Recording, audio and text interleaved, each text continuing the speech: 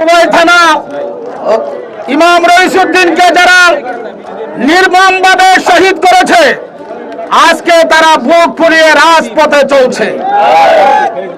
আজ বড় আফসোস, আমাদের দেশের আইন প্রশাসন আমাদের আসামিদেরকে বিভিন্নভাবে, যারা আসামি হয়েছে তাদেরকে বিভিন্নভাবে হয়রান পরেশান করছে এবং তাদেরকে গ্রেফতার করছে। কিন্তু আজকে যারা ভিডিও ফুটেছে রইসুদ্দিনকে হত্যা করেছে, তাদের একজন আসামিকেও ধরা হয় নাই।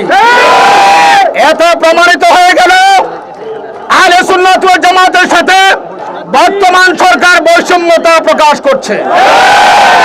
আমরা আজকে মনে করবেন না যে আমরা সংখ্যায় ছোট, না, সারা বাংলাদেশ, বৃহত্তম বাংলাদেশে অবশ্যই 14 আনা সুন্নি মুসলমান।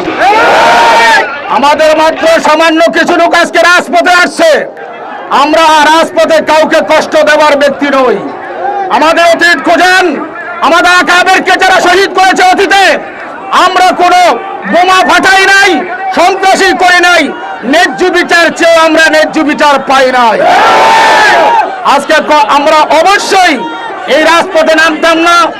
লক্ষ লক্ষ মানুষ কষ্ট পাচ্ছে সেটা আমরা বুঝি, কিন্তু আমাদেরকে যারা রাজপথে নামাইছেন, রাজপথেই অবশ্যই রইসুদ্দিন হত্যার বিচার হবেই হবে। গোটা আহলে সুন্নাত ওয়াল জামাত জেগেছে, বিভিন্ন দরবার শরীফ দেখেছে।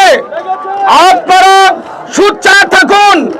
আজকে যারা প্রশাসনের দায়িত্বে আছেন, আমি সবাই অনুরোধ করব, আপনারা অনতি বিলম্বে আমাদের ভাইদের মনের কথাগুলো আপনাদের ঊর্ধ্বতন কর্মকর্তাদেরকে জানান। আগামী 24 ঘন্টার ভিতরে যদি রইসুদ্দিন হত্যার আসামিদেরকে গ্রেফতার না করা হয়, তার সুবিচারের বন্দোবস্ত না করা হয়, সারা বাংলাদেশ আহলে সুন্নাত ওয়াল জামাতের সদস্য অচল করে দিবে।